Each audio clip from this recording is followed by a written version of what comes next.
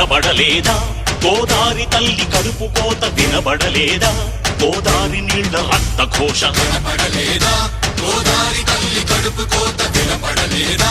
గోదారి నీళ్ల రక్త ఘోష. గుండె నిండ పాలున్న బిడ్డల కందించలేని తల్లి బతుకు దేనికని? వీళ్ళు నింపె నీళ్లున్న సముద్రాన పడిపోయే శాపం తనకెందుకని?